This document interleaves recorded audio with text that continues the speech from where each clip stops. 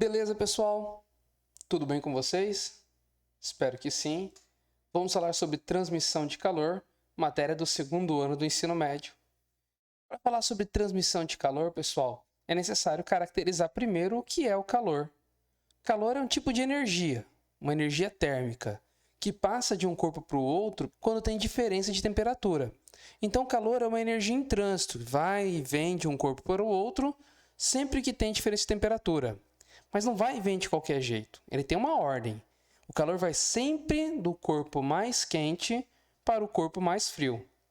Ou seja, ele passa do corpo quente para o corpo frio até que eles atinjam o equilíbrio térmico, ou seja, cheguem à mesma temperatura.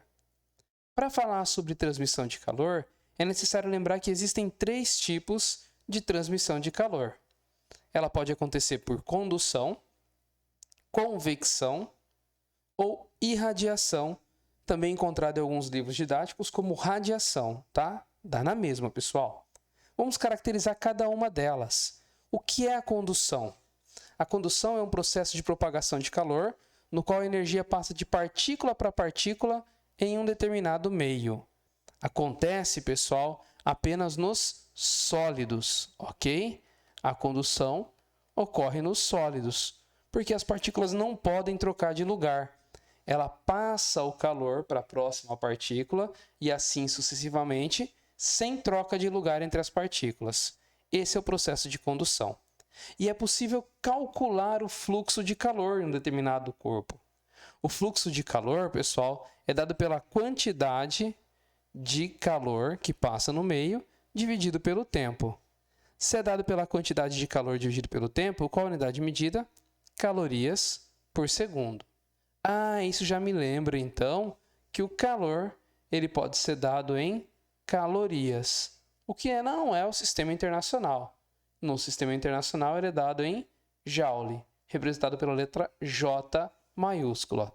Ou seja, se for calcular o fluxo de calor aqui como unidade de medida no sistema internacional, então seria joule por segundos, e a gente vai discutir isso um pouquinho mais para frente, ok? Então é possível calcular o fluxo de calor de um corpo para o outro.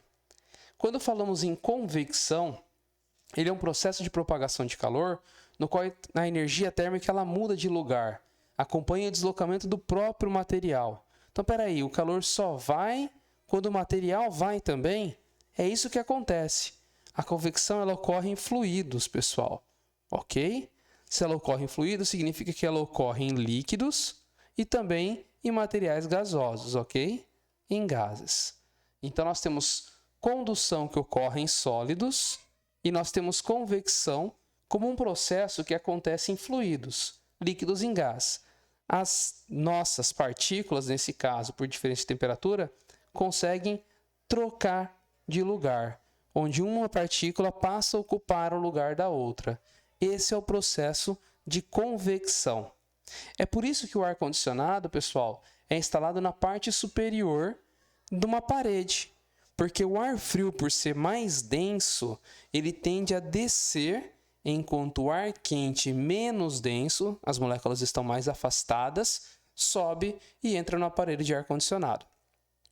Se você mora num lugar que tem aquecedor, ao contrário da nossa região aqui do Mato Grosso, o aquecedor é instalado na parte inferior. Por quê?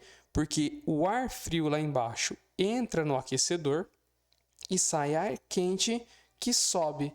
E esse processo de troca de lugar do ar frio e do ar quente ocorre por convecção.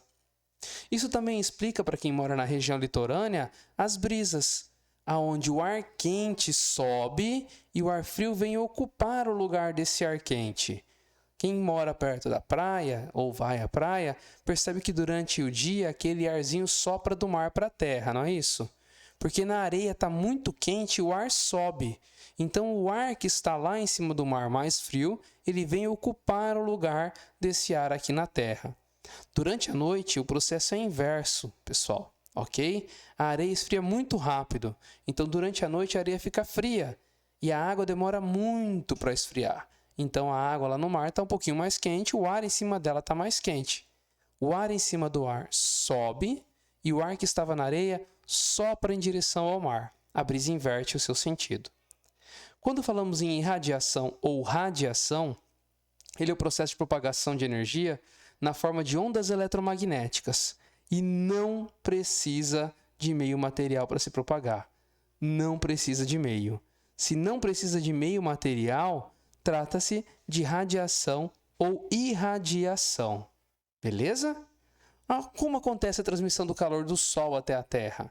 A transmissão do calor do Sol até a Terra é feita por radiação ou irradiação, de maneira que não precisa de um meio material. Por isso se propaga no vácuo, sem problema nenhum, vindo do Sol até a Terra através de ondas eletromagnéticas. Ok? Bora falar sobre detalhes de funcionamento de uma garrafa térmica? Por que a garrafa térmica?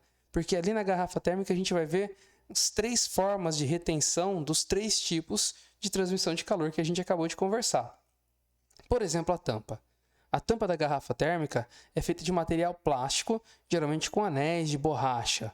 Para quê? 1. Impedir que os gases saiam, né? Os gases quentinhos saiam, ou seja, quando eu fecho bem a minha tampa, eu impeço a convecção. Mas por que eu não faço então a tampa de metal? Porque senão ela ia aquecer, não é isso? E o calor ia sair por condução. Por isso eu faço a tampa de borracha ou a tampa plástica, que é um péssimo condutor de calor. Ok? Para que serve esse vácuo? Tem um vácuo entre o plástico da garrafa, esse bonitão que a gente vê, e aquele espelho dentro.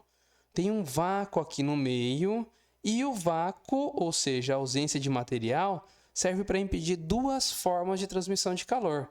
O vácuo impede a condução e a convecção, porque se não tem meio material, não ocorre nenhuma das 2 formas de transmissão de calor para fora.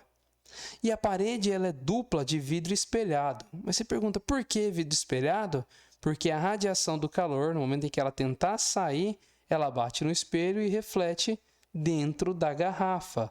Então, o vidro espelhado impede a saída do calor na forma de radiação. Olha que ótima a garrafa térmica. E isso faz com que todo o líquido ali dentro permaneça numa temperatura diferente da temperatura do ambiente externo. Porque você está usando um isolante térmico, a nossa garrafa térmica, para impedir as trocas de condução, convecção e, inclusive, impedir a radiação através do vidro espelhado. Ok? É isso a aula de hoje, pessoal. Até a próxima. Muito obrigado por acompanhar a aula. Tchau, tchau.